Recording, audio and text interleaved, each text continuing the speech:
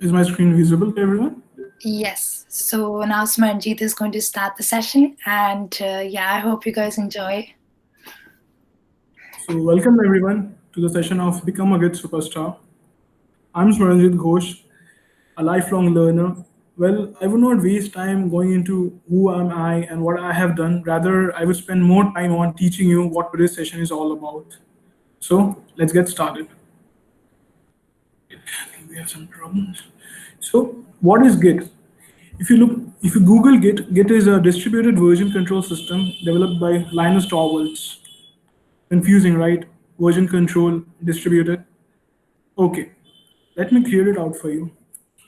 Suppose you are working on a group project with your professor, and each of you want to collaborate as well as distribute the tasks. Okay, so let's say the professor gave you a report version 1 or version 0.1.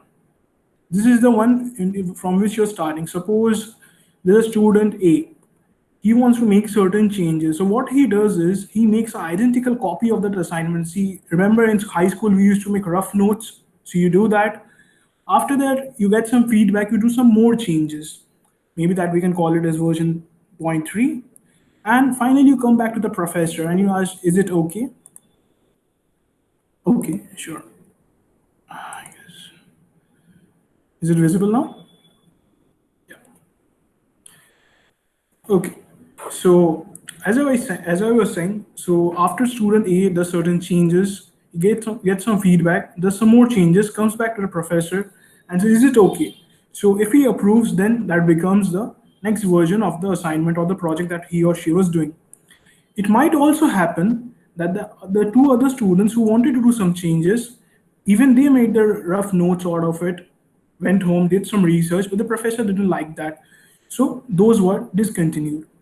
Now the process might again continue. Suppose this was week 1, we come to week 2. Now maybe student A did some more changes. The professor didn't like that. Student B was able to go do some productive result, and maybe he found some interesting results that could be a different set of development or perhaps a different set of idea that can be combined later. So the professor says, okay, you can go along and continue. Now, why I was explaining you all of this? See, this is what we face in our day-to-day life. Be it your essays, research papers, even if you're drawing something, at time you might create sketches. See, when we were in high school, you might remember we used to write sketch underscore one, then sketch underscore two, two underscore two. So that becomes a lot hectic. What Git is, it helps you to keep track of the versions, like what changes you made, where you made, and why you made. So if you're good with this, we'll proceed further. Don't worry. Right. So if you come back here, okay, that doesn't load. I said something about distributed. So what does distributed mean here? Let me simplify it for you. Suppose, imagine this is the professor, right? So he has the original copy of the work we are doing. Now there are the three students, student one, student two, student three. And they are noting down the work that has to be done in their own notebooks. And they're going home and they have a different, suppose, say, whiteboard or something where they want to chalk it out. Now, suppose student one does some changes and updates his classwork notebook and shows it to the professor. Now the professor says, okay, this is good, we can include this. So he basically pushes the changes. Don't get into the terms now. I'll again come back to this. Just understand the concept behind this. So once the changes are done, the other students can also at the same time know, okay, student one has done some changes and the professor accepted. Let's see what those are. Now, after that, even student 2 can have some changes and student 3. So what is distributed is everyone can have an exact copy of the original work that the professor has put. That is, the original copy is distributed among each and every user. So we are done with distributed, we are done with version control. Right. So is Git the only option we have? Well, no. We have other version control systems like Subversion, Mercurial, and many more. But among the most common choice among developers today is Git. So we will be proceeding forward with Git. Now you might be wondering, okay, you explained to me Git. fine, this is we are tracking versions, then we are collaborating, distributed system. Now what's GitHub? So if you look at the plain definition, a cloud-based Git repository hosting service. So what do I mean here? See, whenever you're dealing with files, you have to store it in a directory. And if you want Git, that is a specific system to work for it, then that repository has to be a special one, a Git repository. What if we could use cloud computing, have a cloud server and store all of them there? And what if someone is taking care of all of that and we are just doing our work? So that's what GitHub provides us. It's basically a host repository hosting service. Now it's been acquired by Microsoft and you get a hell lot of good features. So let's go to the installation. If any of you are using Linux, especially the Debian one or Ubuntu, you can open the terminal and type this. For Mac, it is usually a bundle. Otherwise, you can do git dash dash version. If it's there, it will show you the version or it will show you instructions how to install. For Windows, I'll show you a little trick for this. If I come back, okay, let's skip this. Git for Windows. Okay. Do not go to this one. Come down. Go here. gitforwindows.org. Download this. I already have it downloaded, so I'm going to cancel this. Once you open this, this is the GPL license. This basically means that you can play around with Git and distribute your own Git. Click all of this. Something I would like to highlight here is for you to use Git effectively, you must have a code editor or especially an IDE. See, there are a lot of options out here, but I would usually prefer Visual Studio Code. So make sure that you have that. I'll show you the benefits later on. Now you get 3 options. This one is a recommended one. However, I suggest choosing this one because be it Git, be it cloud computing, machine learning, whatever you do, most of the production-based systems we see today are Linux-based systems. So when you click this option, it overrides all your Windows commands by default Linux commands. That way, you can be at par with any one of your colleagues who is using Linux while using your own command prompt as a terminal. Now, this basically shows which protocols you want to use. By default, we use the OpenSSL. However, I might like to point out something to you. For most use cases, we use GitHub, right?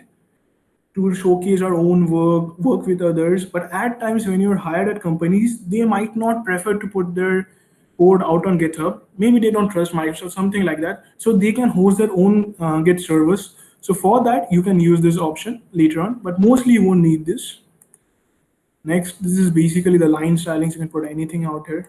Keep it to the default. This one remains the same. This is also the same. Git credential manager is basically used if you want to, save your login credentials. I would suggest keep that. This is also the default option. And since I like experimenting with new features that are added to Git, so I click this option. However, if you're a beginner, I wouldn't suggest clicking on this, and then it's a simple install. So once this is done, why I suggested you to do this is, yes, okay. If I'm in Windows, I want to open my command prompt, cmd. I can access my Git bash directly from my command prompt, and I do not need to do this. Just a second.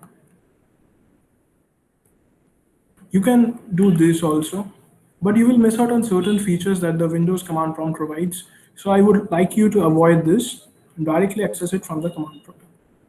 So I'm in my C users dev. I would like to go to my desktop. CD is basically change directory. Now let's create a repository, not a repository, but a folder where you would like to work. See, demo. mkdir is make directory. Now let's move inside the repository. So if we see ls, this is basically a beautiful way to see what's inside. It's totally empty. Let's clear the screen for more space. Now we want this repository to use Git. So how do we do that? Simply do git init. That is, initialize this repository with Git. See, you get this message here, initialize empty git repository. Now let's do a ls. Well, there's nothing there. Maybe I can show you something. See, whenever you create a git repository, if I want to show this to you, see, there's nothing there effectively, but if I want to show you, there are .git files. Those are the hidden files which are basically used to store your entire data and the history of the data. So unless and until you want to really develop your version control, I would suggest do not play around with this. Let it be as it is. So coming back. Now, why we are using it? Because we want to keep track of our files, collaborate with other people. This may or may not be code. This can be even the presentation I'm showing it to you now. Maybe I want to use it sometime later. So why not have it on GitHub? So I'll create a new folder, say dot by. That is basically used to create a new file. Now I want to do something here. Let's say so code dot basically opens my Visual Studio Code, right? Just a second while this loads. Okay. Yes. Sorry. Yep. So we're in our folder. This is our file. Put a simple change here. Like I just want to print. Welcome session. Now, what I would like to do is I would like to continue using it right from here. I can very well do it from here, but in practical use cases, you would not like to switch to and fro from your editor and terminal. That's why I asked you to install VS Code. So, in a new terminal, this is basically the same thing. Second.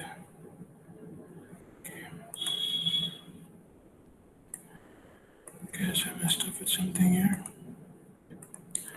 So, and I want to see, I created a file. Suppose I forgot about this, right? Like I went for a break and want to come back and see like, what did I do? Let's do get status. We are on branch master, no commits yet, untracked files. Ignore this. So let's see, break down this one by one. What does branch master mean? If you come back to this diagram, which I was showing you, right? I told you that there could be multiple lines of development, right? So parallelly, a lot of people can collaborate and work on the same code. By default, we are assuming that we are working on a single line of code. So the default branch Git that Git assigns you is called as master. Now let's get back with this. Okay. Now you can see no commits yet. So what is a commit? Well, I would like to say commit is a collection of a lot of change, a summation of all the changes that you do to different files. What I mean here is, suppose if I create a new file, say .by, a file is created here. So I do simple and special here. Now, if I do get status again, I put this up. See, now there are no commits yet. I'll come back to commit once more later. As you can see, it is showing untracked files. These are two untracked files which I recently created, and it's giving me a suggestion git add. So what is git add? Before coming to the command itself, I'll explain you how does git work. Okay, this is a mess.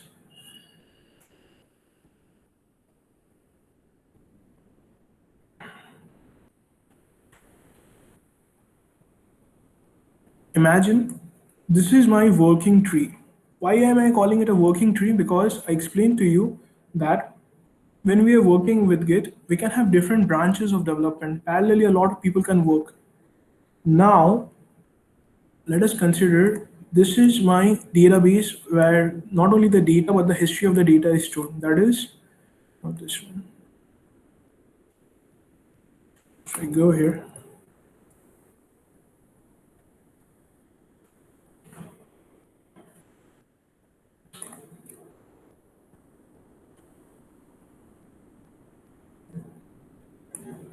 this is my Git database where everything is stored, right?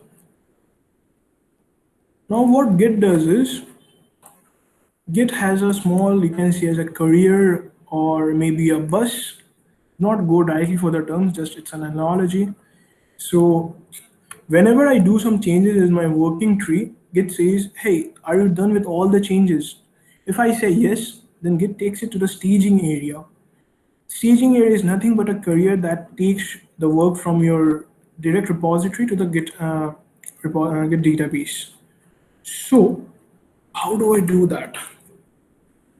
And why is this important? At times, it might occur like you are working on a certain project and you change certain files today, but you don't want to tell your supervisor, say, hey, I've done this. You want to finish the entire project. That's why the staging area is the place where you only show the things which you want to be put out. The other things you remain untracked. So if I just close this, I'm going to git add. If I want to add just the demo file, I can just do git add. So if I do git status, see, files to be committed. I already tracked my demo file, so my demo file is in my staging area. However, my start.py has not been added to my staging area, so Git is ignoring this. So Git is like, you can do whatever you want. I'm not bothered about that part. Now, usually when we're working on projects, like most projects, we do all the changes at once and we want to, say, Git, see, we're done here. We do not want to individually add the files. So a shortcut to that is do git add dot. Now if we do git status, see, no commits yet. These two files have to be committed, but they're tracked. Now let's clear the terminal for more. Now, if I want to say I committed this file, then I thought, I don't want to share this with my colleagues. Maybe I will do more changes to this. So how do I remove that? If we call that as staging, right? Close this. Like we put our file here and we were about to send it to our Git repository, but don't want to, it may change our mind. We are like, no, we don't want to put it out. So can I call it back? Yeah, definitely I can. So come back, I'll do git rm. Rm is basically removed, cached. Let's say demo.py, right? So now if I do a git status, as you can see, this file has been untracked again. That is, I called it back. I'm like, so see, I don't want to send this to my supervisor. Let it be with me. Now, suppose I made the changes and I'm sure, yeah, I want to do that. Status. Cool. Now it's in the staging area. I just want to confirm, right? Yeah, put it there. I'm done. So I'll do git commit. This is an M tag, which is basically you want to say what did you do here. This is very important. This is what differentiates Git from a typical version control system. So when I say typical version control system, what am I looking at here? I hope all of you have used Microsoft Word, right? Or Google Docs. See, this is basically a cover letter I wrote months back.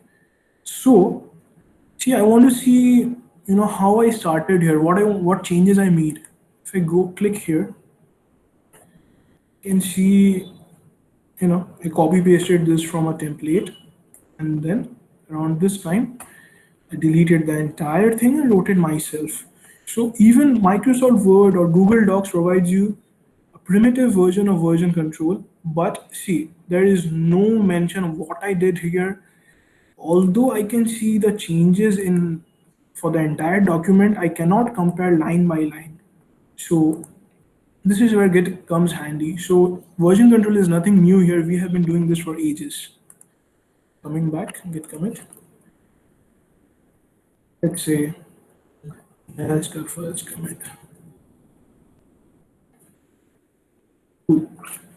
Created two files for my Git repository. Now if I do a Git status on branch master, nothing to commit because we already did that. And see, as I was explaining to you, working tree, because initially we were having our files in our working tree. We sent it to the staging area and finally we committed it to our database. So nothing is here. Hence we get this message, working tree is clean. You can think of this, you want to simplify this, think that, this is a bank. This is basically the truck that carries the money, and this is a secret vault somewhere in a remote island. Okay. Now, uh, maybe I don't want to keep the work with me. I want to put it to a central server. So how do I do that? Need to have a GitHub account. You can also use Bitbucket or GitLab, but GitHub is the most popular option out there. So if you come here, it takes 1 minute to set up your account. So come here, go to repositories, okay, right? So what this option is, suppose if you're working with a lot of similar projects, you can create a template project, and every time you're creating a new repository, you not need to put all the files there, you can import it. But if you're starting off, just give it a name. Note that the repository name you're giving here and the one we have here may or may not be different, and that doesn't matter at all. So we call it demo git itself, right? You can give some description if you want. We have two options here, public and private. What public means is if anyone comes to your profile, like my profile is github.com/Smaranjit Ghose.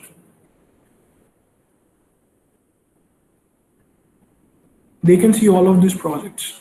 But if you don't want others to see this, maybe because of some privacy concern, security concern, whatever be that, so you can choose it to be a private repository. For now, I'm keeping it public. Now we have three more options here. What is a README, ignore file, license? I will come to that later once we're done with the basics of Git. So I'll create this. Okay, now repository on GitHub is created. Now there needs to be a medium from which I can connect this with my system. I'm on my Windows system, right? And this is on maybe Microsoft servers. So how do I connect this? Copy this. You can read this out, but I'm giving a short trick. So git remote. Why am I writing this remote word here? Because I'm using a remote Git repository and I want to connect it to my local repository. Add origin. See, add is basically you're adding the link between this repository and the remote one. What does the word origin here is? Origin doesn't have any specific meaning. It is basically an alias you're using for this name. This is the actual repository location. Don't forget to put .git. Now my remote link is added. Like there's a connection established. But to be double sure, I'm going to do git remote -- verbose. As you can see, this is my remote repository. I've named it as origin so that every time I do not need to write this, I can push my changes there, and I can also fetch changes if someone else is working there. Now, I've already committed my work, so I want to push the changes. So what I want to do is git push origin master. Something I would like to highlight here is even if you do not do this, it will still push the changes. However, it is always a good practice to put the alias as well as the branch, because when you're collaborating with multiple people, you might need to work on different branches, and if you push into someone else's branch, that might lead to a lot of problems. So I guess it's going to be pushed.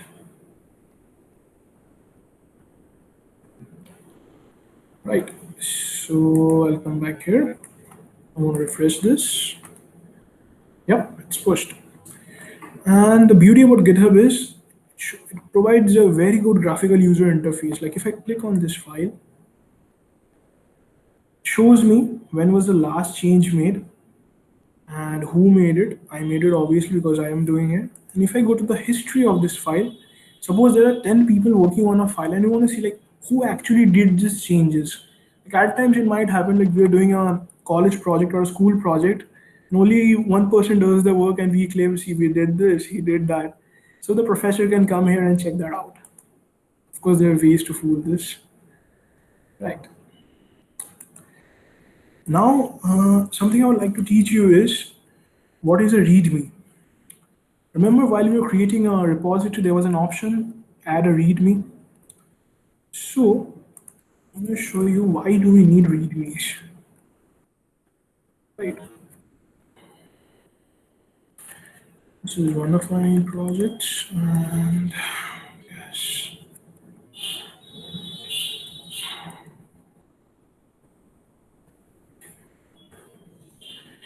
See, this is a project I made 6 months back. That's for Republic Day. It's nothing special.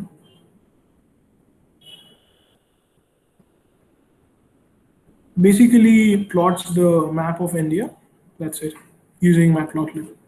But what I want to focus here is if someone comes to my code and they're interested, like, what is this about? They can see this is a title here and a small tagline or something like that, and there's a description about it. Nothing fancy here, but I would suggest you, as a good developer, you should write really good readmes. If you come here, you can see I put some emojis here, I put some tags, and something always you should keep in mind is while you're creating a README, do not put this as a documentation. A documentation is a description of your code. A README is how you're interacting with any user. Maybe that might be an advanced user, maybe a beginner who's seeing your project. So you need to keep their attention. So you can see I prefer using GIFs. I'll come to this, how to do this, right? And then I usually prefer giving a overview of how you should use this, and there's a license at the bottom. So how do I start making a README? So we'll create a README file, README.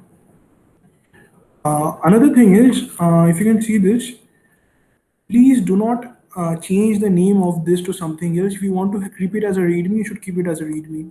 That's how Git works. And we are doing it in a format called Markdown. This is a default format that is being used by GitHub. So if you have any problem with that, you have to talk with Linus Torvalds. Right. Now, why I was saying you please use VS Code, right?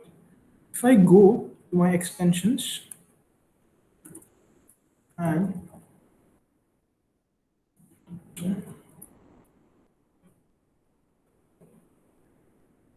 right, I guess. So see, there's this extension called Markdown Preview Enhanced. There are a lot of extensions that help you to not only write the README in Markdown but also see what you're doing. So I'll come. You can install any one of them. Show you what I have later on. So what I mean here is, come back to the README. I'm just gonna write. If any of you are familiar with HTML, this is just like the H1 tag. Session. Right. So I want to see how this works. So I'll do Control Shift V. This is exactly how it would appear here. Now, there's one more trick I would like to show you here is later on you can read the documentation on how to do a lot of magic here. You can use native HTML tags here as well. What I mean here is if I want to do H1, basically the header tag, align equals to center, and say get session. close the tag. Okay, it's centered. So if I come down here, if I do GitHub README Markdown, right? So you get this from official GitHub. These were very good resources. So they basically they show you, how you can write readmes in a very beautiful way. However, if you want to do some enhancements, you have to use HTML for this, right? I'm going to show most of this to you now. While just showing you the resources so that even after this session, you can refer it back. Now, say I want to put a image. So what I'm going to do is I'll put it into the p tag. You can put a center tag as well. Center, right? There's no preference for that tag. Which source is basically from where I'm driving the image. So what I usually prefer is putting some GIFs just for some fun. I'll go to Jiffy. I'll see we are collaborating for this session, right? To learn something.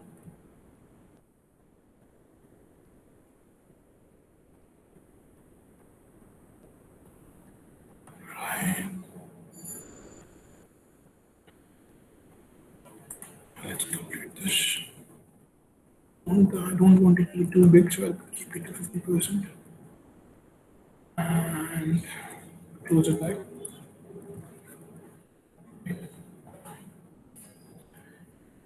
Right. It looks funny. Yeah. This looks cool. So I'll copy the link from here and come back. Paste it here. Oops, I think there was an issue with the copying.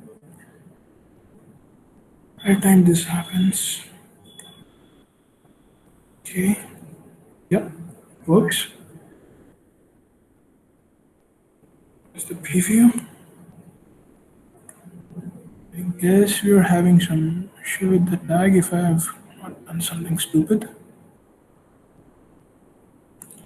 See, one thing I would like to highlight here is I could have easily made a PPT out of the entire topic that I am covering and showed you, but in real life, you might, uh, come across some difficulties, and this is how you should figure out how to change this, because whatever tutorials you see, they're going one after the other, everything works right. In reality, that rarely happens. So let's copy this. There's some issue with this, right? I'm gonna fix that later on. Okay, let's come to that later. And a simple intro to get. I'm gonna look at, oh, I found out my mistake. Yeah.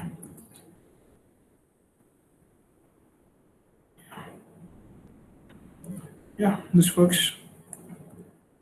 Now we're gonna do the same thing. Clear this, right? So what do we do usually?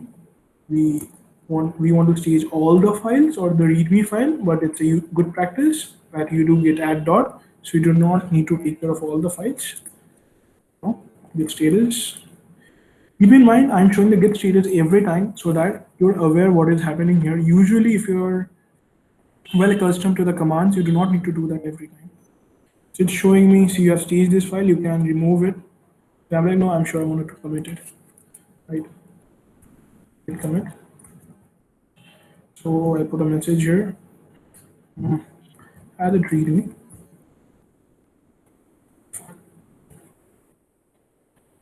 So let me see.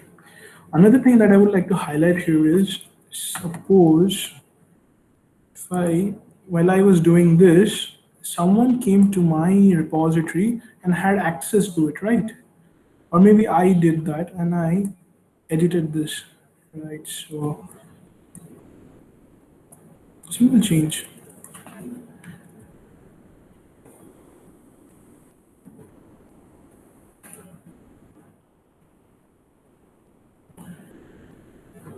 Now, I forgot that I also changed there. So how am I going to check? So for that, we're going to do, after we have staged our changes, committed it, we're going to do git pull. origin. We're dealing with the master branch. So that's why we put origin master. So if you can see here, uh, there were some changes in my master branch, and it was in the start.file by file. See, the beauty of VS Code is it also shows you how many changes or how many lines were changed. See, one insertion, one deletion, and it has merged the changes totally. There can be merge conflicts, but we'll come to that later if you have time for this. Now, we have added some additional changes which we forgot about that was done in the remotely in our repository on GitHub. Now we're gonna send our README to GitHub. Git push origin master.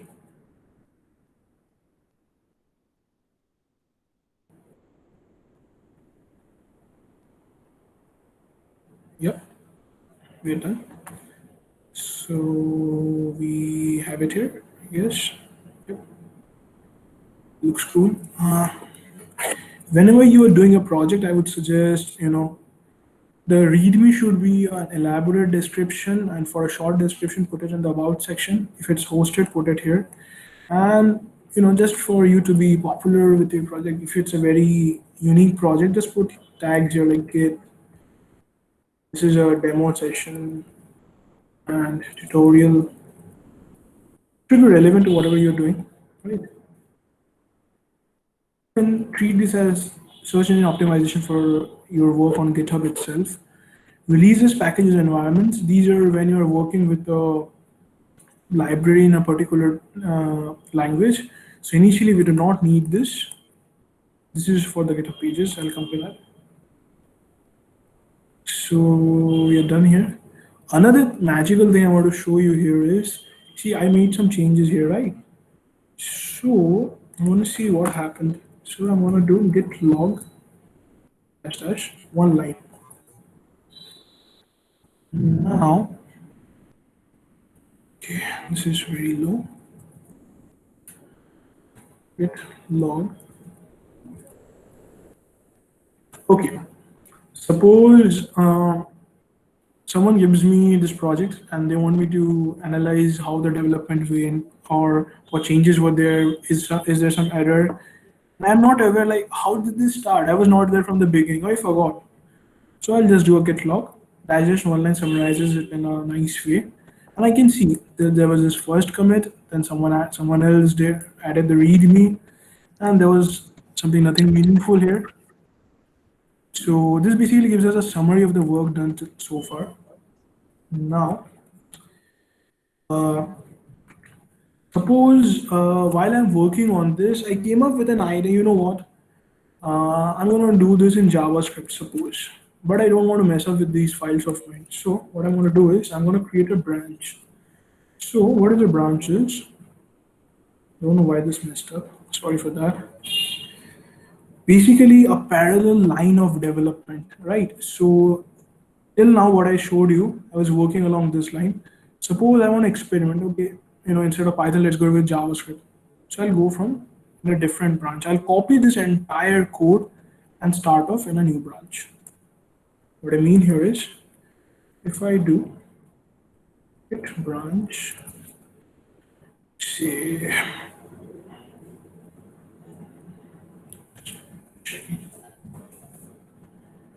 so let's see, where am I? There are two branches now. First is the master branch, and second is the just checking branch.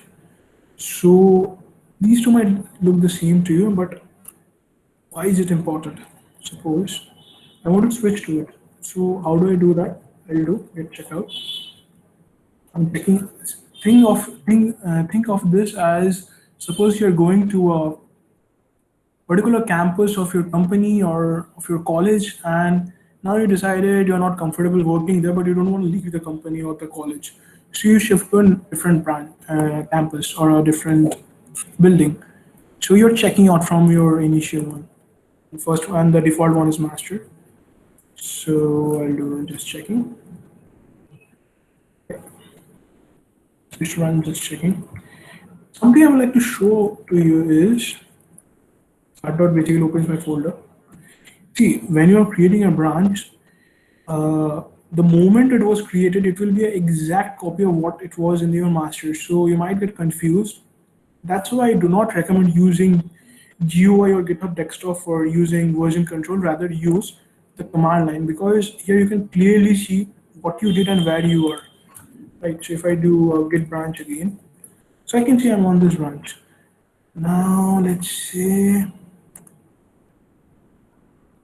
I don't want to keep this.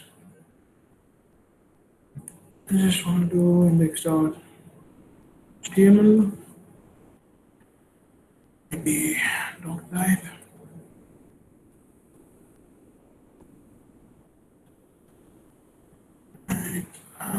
And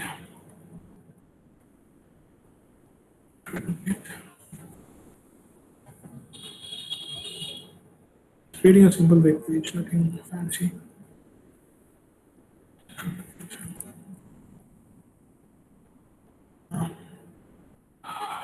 Okay, let's say within the p tag.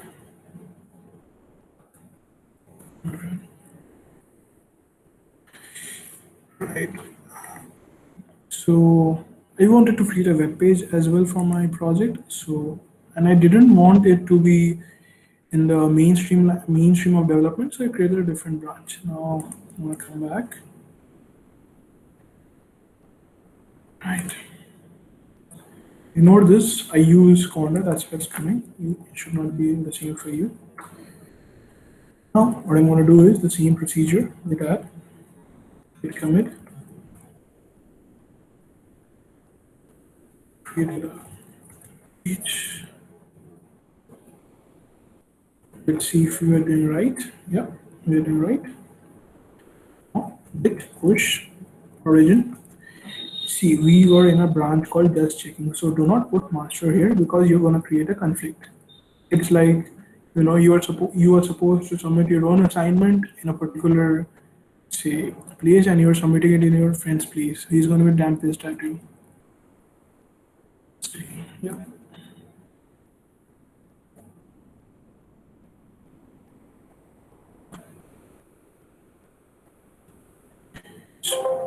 Just a second, please. Is that sorted? Yep. So if I come back here, if I go to my repository, where was my repository? Yep. See, a new branch is created. A lot of people I see do a common mistake is they try to create a branch from here. Like if I want, I can do a branch like this. Problem that arises is when you are pulling it from here, at times you might face merge conflict. So I always suggest do the changes here, create the branch and push it, not the other way around. Okay, we are done here. So, and there's something I would like to highlight is, suppose I'm creating a new repository. I did say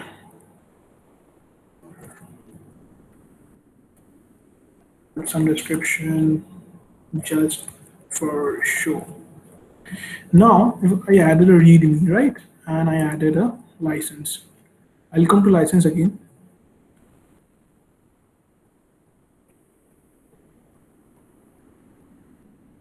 So this is done. Now, suppose I went back, cd dot dot takes your level up. So I'm gonna create a new folder. What did I name it here? I named it another one, right? So I'm gonna name it another underscore one. What just happened? Okay. CD another.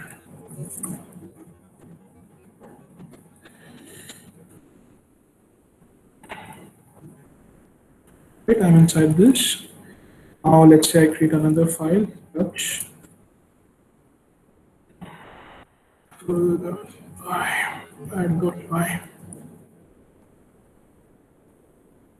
So I do a code dot. I was using VS Code for this particular workspace. So another VS Code window opens. Nothing to be scared of here. And say input and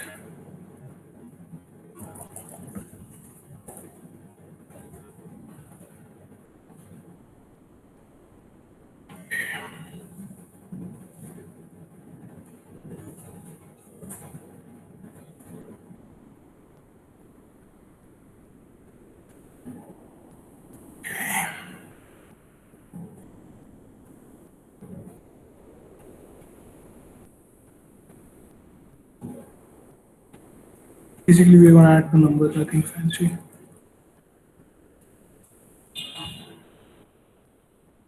And A plus B.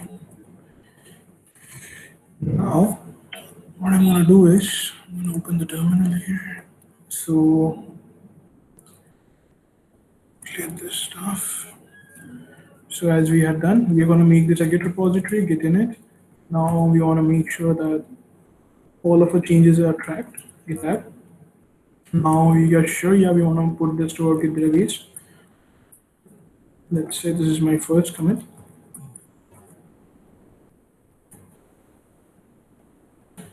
Right, now I want to put it to GitHub, right? Git remote, add, origin is my alias. So I'm going to basically come here, copy this, back, right, dot git. So I'm going to check if everything worked well. It worked well. Now comes the fun part. If I do git push origin master,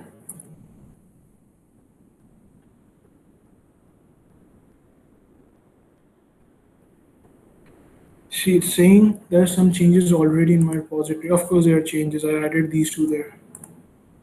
So what I should do? These files do not exist here, so I will just pull them back and I'll merge them, right?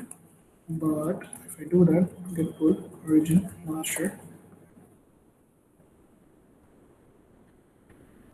fatal refusing to merge unrelated histories. So why did this occur? This is a very good use case. So say I started with, this is my remote repository and remote. Now this is my local, right? Local one. Now what I did here is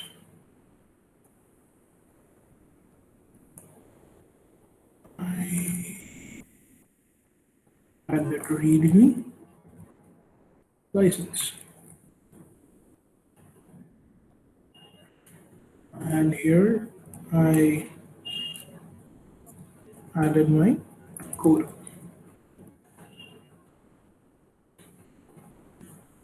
So what I want to do is I want to take this and I want to put it to my remote.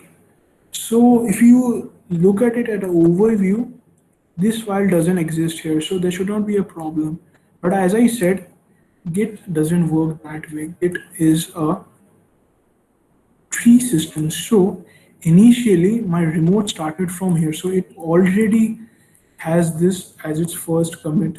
It is not aware from where did this come, because my local one is saying, so this is my first commit, but my remote one is saying, no, this is mine. So there, these two histories do not match. So what do we do here? One thing is you can do is delete the repository again and go through the method that I showed you earlier. Another thing you can do is you can do git pull origin master, that's my branch, allow, and it's not clear here, I'm writing allow here, dash unrelated histories. Okay, I did some spelling mistake there, my bad. Yeah, if you can see this, see it got merged. So basically I told Git, see it doesn't matter, those are the two different files, I want all of it to be merged together, and I'm accepting, yeah, those histories were not the same, but now I want it to be together. So I guess should be pretty much done here. Now We'll come back. Do we have any notes here? Is it necessary to have? Well, I'm coming to Git ignore. Is it necessary to have the same name for the repository at Git and GitHub? No, it's not necessary. You can name it differently. Since the name of the repository on GitHub is what you're putting as the remote, as the alias there, and the local one doesn't play any role there. And Git ignore, right? So if I come back to this was my original one where I was working. Right, so I want to clear this. Now let's say I forgot which branch I am, although I remember. I'm on master branch. Nice. So let's for this get rid of this. Right.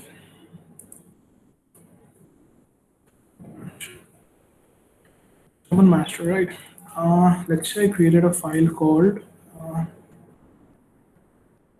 just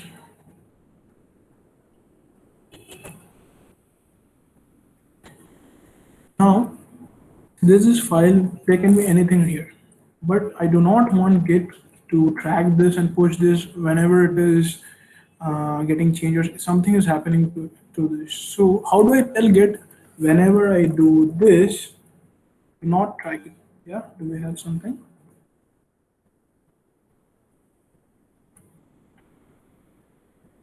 Sure, just this one, right? So I'll just do touch git ignore. This will basically create a git ignore file. What git ignore is, it tells Git, see, these are the files I do not want you to track. This typically happens because at times when you're dealing with node modules or maybe Jupyter notebooks, certain cache files are generated which you do not want others to see. So once you do that, I do a git add, and I do git commit. Done. So yes, there was an error with this. So I had already tracked this, so I'm gonna do this.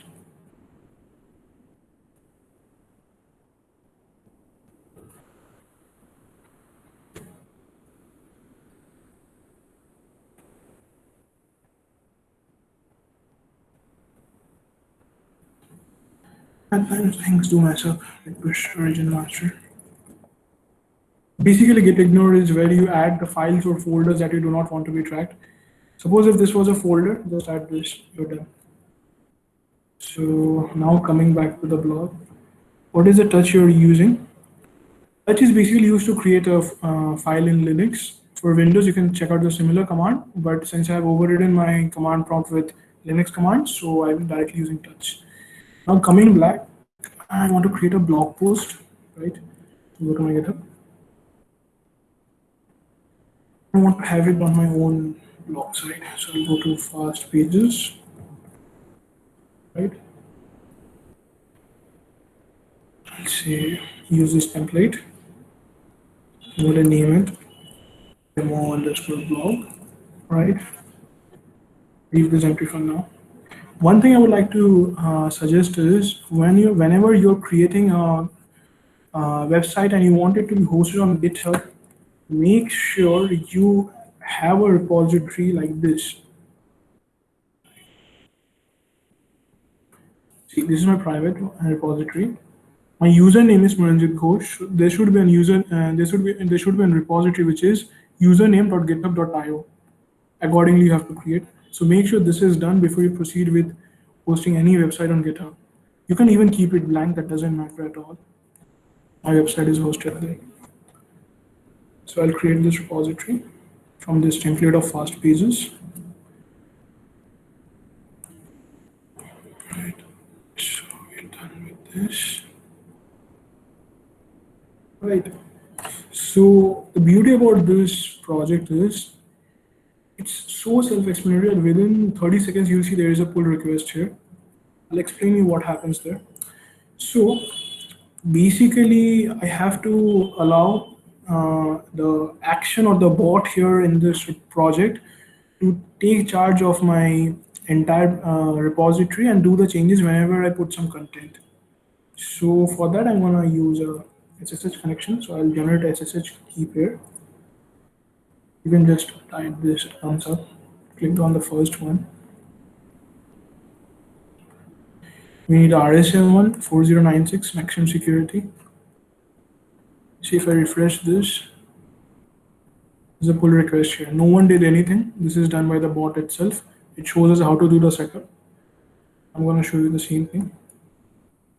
So this is my private key. Just a reminder, I'm just doing this for demo. So even if you copy this and try to do something, I don't mind. Come here to secrets. This is in the settings of your repository. There are no secrets now. So I'm gonna add a secret. Paste this. Make sure these starting and ending are copied properly. So I'm going to name it SSH deploy underscore deploy key. Add the secret here. Cool. Now we need a public key. Add a deploy key here. Come back. Copy this.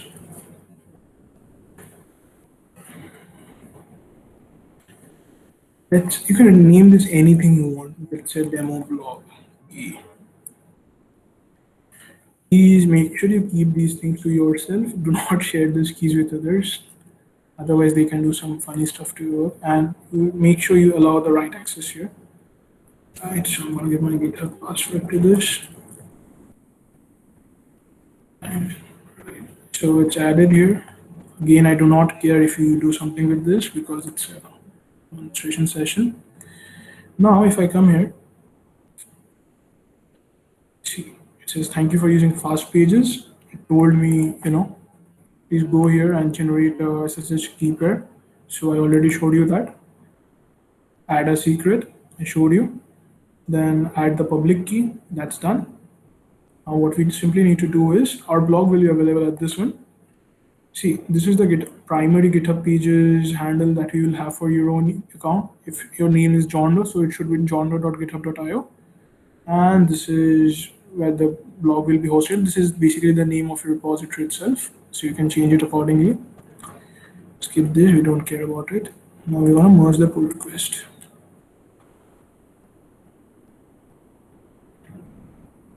Right, so come to actions here. I really wanted to show you this, like what is happening behind the scenes. So I did a commit, that is I got the repository from the template and I merged the pull request. The continuous integration is seeing like if I messed up something or not.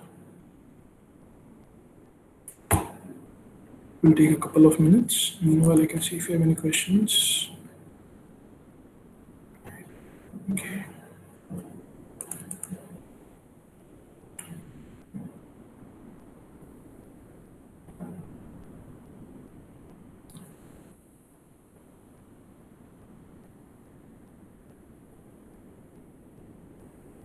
It takes usually 2 minutes as far as I remember. Meanwhile, if you have any questions, you can ask me now.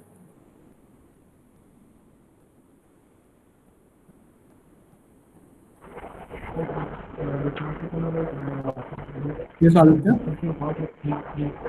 You got like initial setup one. So how was that? Sorry, I cannot hear you. Can you please put it in the chat?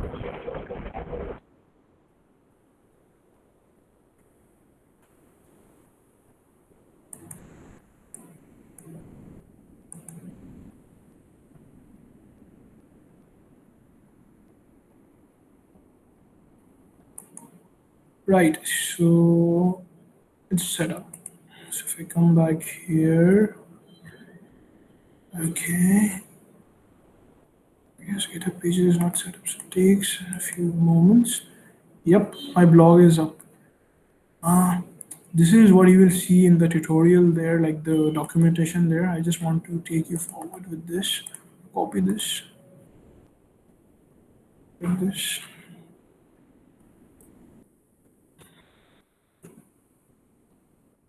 Text up.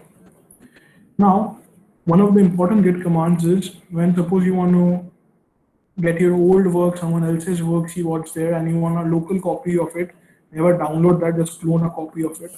Do not forget to put the .git extension. Doing my own work. Right, so I think this won't take much time. If it takes time, I'll do the changes here itself.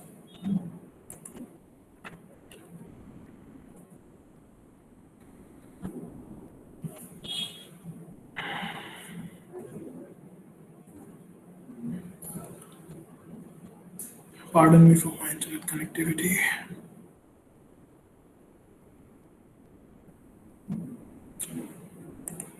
Meanwhile, let's see our link. Copy this. We'll do the changes from our editor. So if I come back here, I want people to see my blog more easily, so I'll put it up here. This. So that way it's more accessible. Right, so this is the default template we give you. So I guess we're done cloning our work. Right, so I'm gonna go to demo_blog. Okay, I'll open this in VS Code. So there's a hell lot of files here. Don't get intimidated by this. So this is all what I know, so I don't need this. Yeah, I have this, don't care about it. Just gonna name this one. Okay.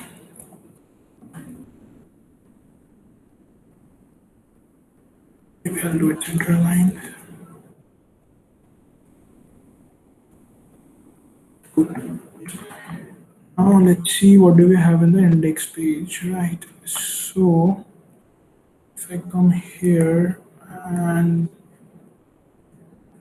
quit this, right? So if I minimize this, oh crap, just a second.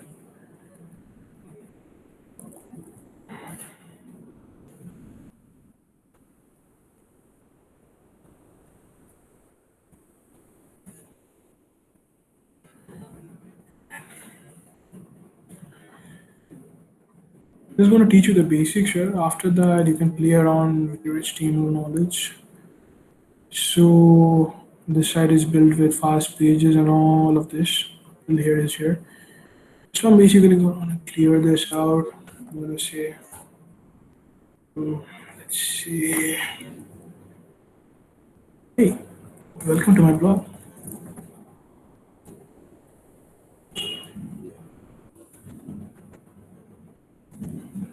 Maybe this is going to be a heading. So I'm going to out.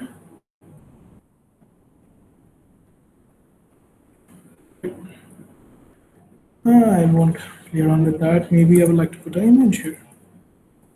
Right. So should I put? I'll put a GIF here. I'm back. I'll say maybe I'm writing a blog, so I'll do writing. Alright. Yeah, I completely agree to this. Let's see if I can get this.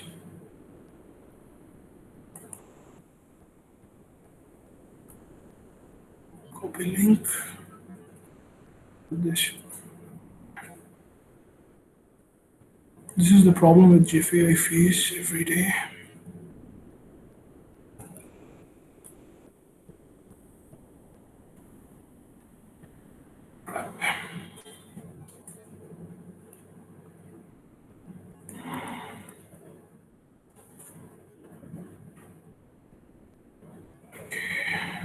Guess this will work now. Yes. Wherever you can also check it on your live server here. Now maybe I would like to change the logo image. So what should I do here is maybe I need an image. So I'll go down slash I'll take a raw image like say fire. Let's say download this. Yeah, cool. Usually we use favicons for such stuff, so I'll go to favicongenerator.org. See, whatever you do want to do, everything is available online. You just need to search. You don't need to mug up a lot. So I want the favicon, web icons, everything. Let's see, create favicon. Cool. I have it here. I'm gonna download this. I'm just showing this to you because at times you might be wondering like how does that favicon and all those stuff come. So I'll take this. Maybe let's rename this to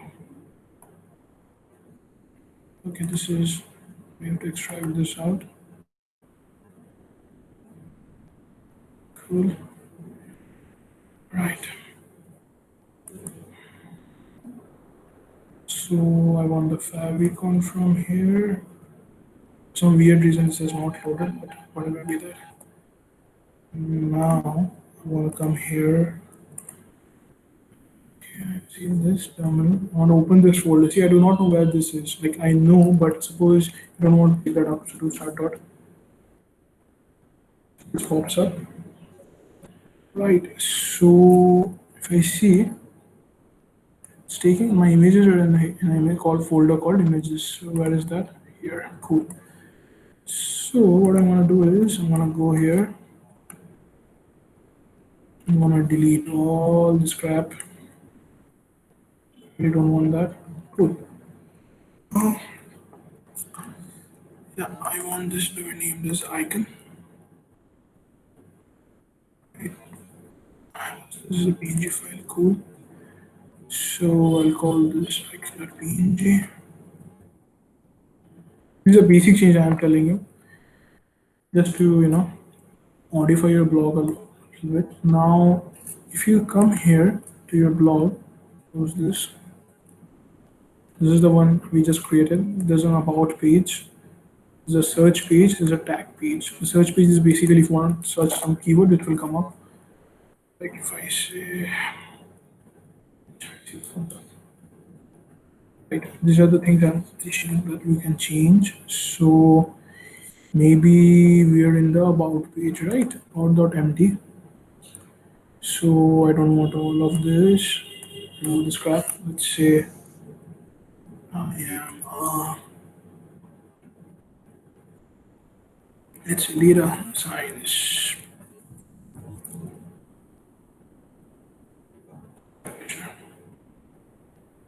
This is description. You can work on that later, right? These are where you create the pages. Remember that when you want to create more pages, do it in Markdown format. Now, since that's done, an important file here is, where is that? Config.yaml. Ah, crap. So what title do you want to put for your pages? This is where you're modifying the SEO.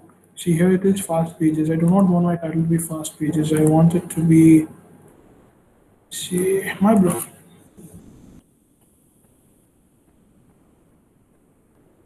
Oops, caps lock is on. This is the description you put for SEO. Let's say, trying out.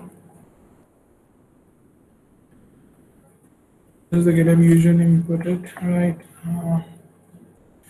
So URL will remain the same. If you want to redirect it to your own subdomain or your own domain, just add a CNAME record. That's just a Google search away. Now I want to change the social media links, these two, because if I click on here, it redirects to fast. I want it to redirect to mine. So just want to do that.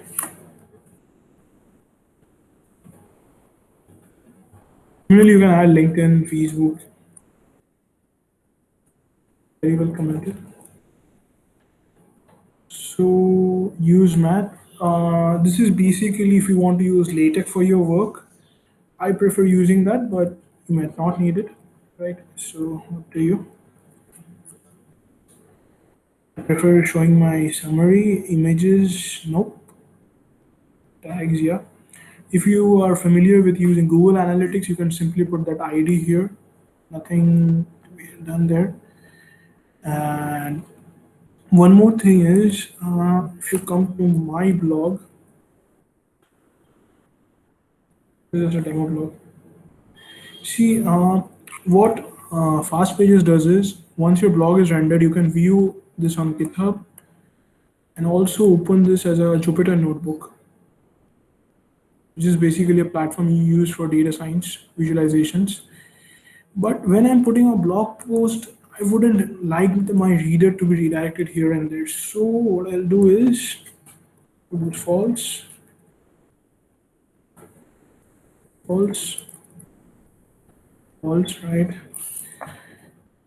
We're very good with web development. You can change the themes, but the default themes works well. And rest is okay. So do we have anything else? Yeah. Now let's push the changes. Push. Okay.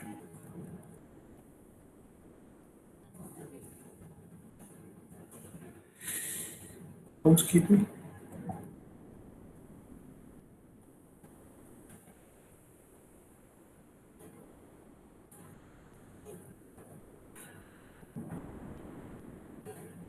Yes, this will work.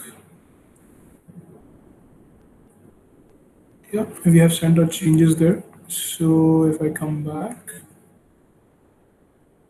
right, so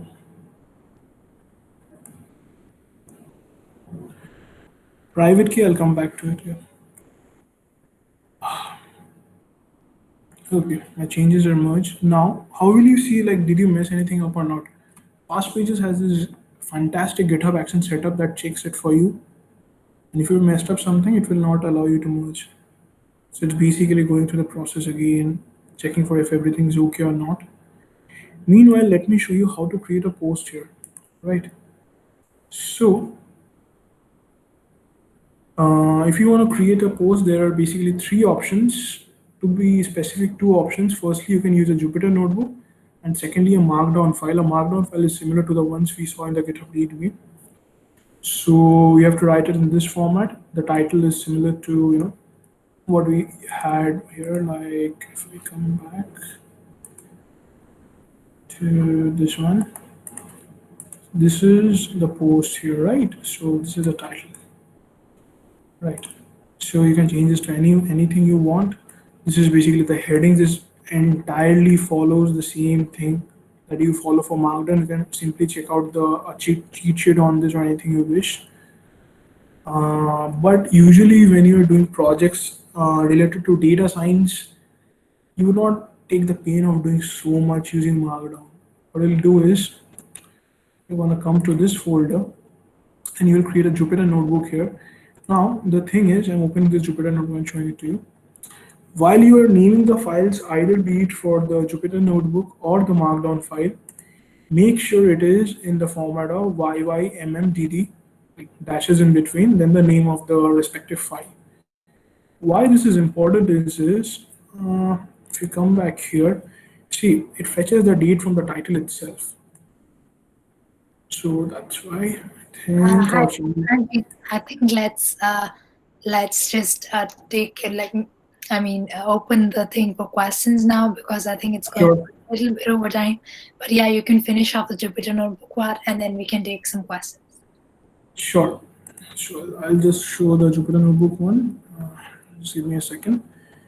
So while you're doing the Jupyter notebook, this is just one thing I wanted to show you. The first the first cell of your notebook should be,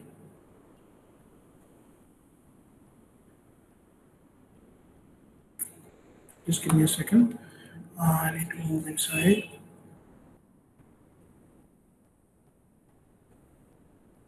Yes, okay. So I'm going to open Jupyter notebook. This is basically the command to open Jupyter notebook. Yeah, I'm going to open this. The naming, I think it's clear for you. Yep, it's opened. While our changes have been merged, I guess.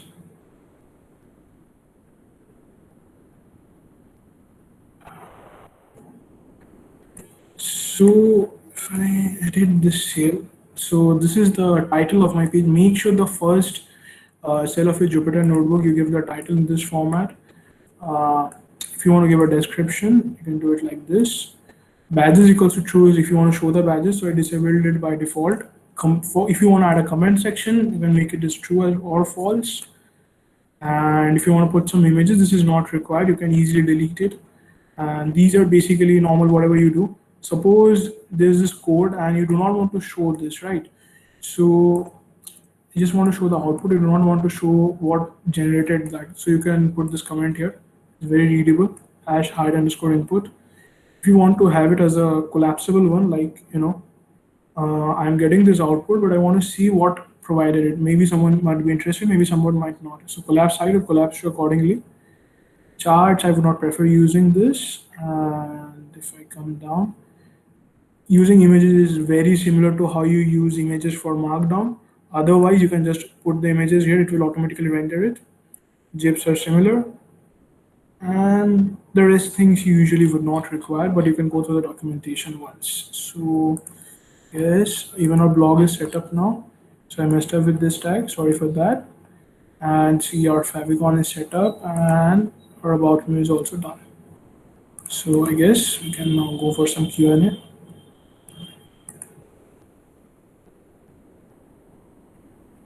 If anybody has any questions, then you can just put it in the chat box, and we can take some Q&A. But I think it's also good if you guys can go over the link I sent in the chat. That has a lot of basic commands for Git, and we also have recorded the session, so you can always go back to the session and look at whatever you want to, like go back to. But it was a very detailed session, so thank you so much, Smaranjit. And if anybody has any questions, to pop it in the chat. Yeah, what is Swagger Docs? At GitHub.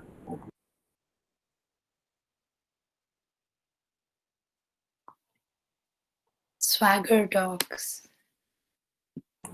Well, Swagger Docs we usually do not use, but if you want to create a demo or like a documentation for a project, you can make use of that. Like there's Pinks for Python, and then there is DocuSource for JavaScript projects. It's basically used for documenting REST APIs. Actually, this is the link. I'm going to give it to you.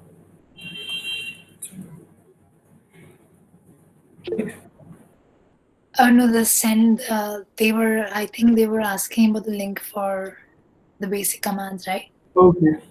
Yes. I didn't like both the links are there. You can have a look, and yeah, we could also have like a follow-on session. We would have next week. We would have 2 sessions. So the next week we are having a session in which someone is going to give a speech about collaborative tools they use in the industry. So make sure you attend that. We have 2 speaker sessions next week, and I hope you guys liked today's very informative session.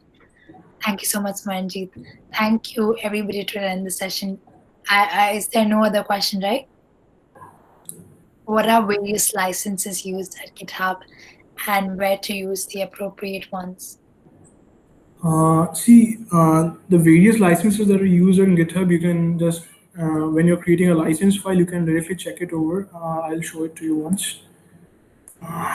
Just a second.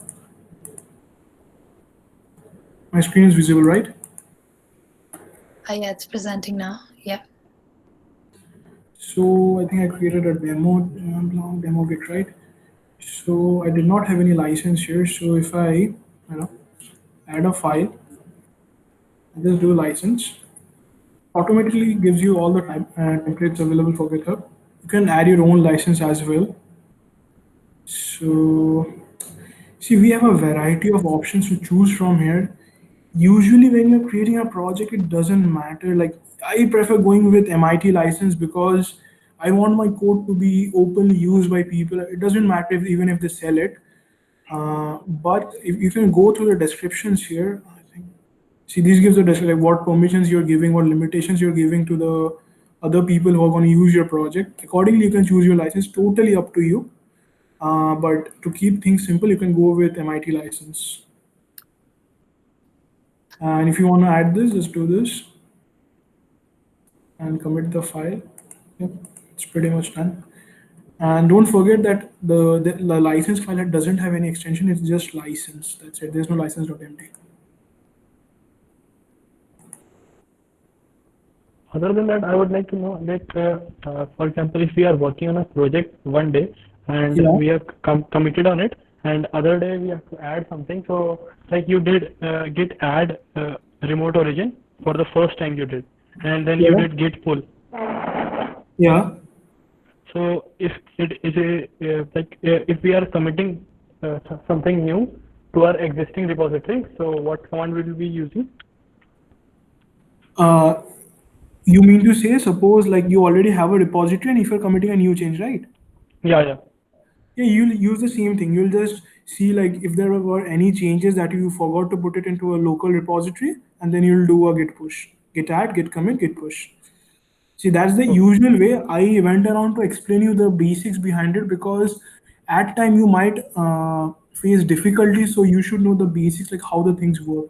So usually the flow is git add dot, git commit your message, git pull, then git push. Okay. Thank you. Yeah, I think that's all. Yeah, it was a very detailed session. So thank you so much, Smaranjit, again. And thank you, everybody, to stick to the very end. And I hope you guys got something out of the session today. See you guys This was next also week then. interesting. Thank you Yeah. for having me. Bye.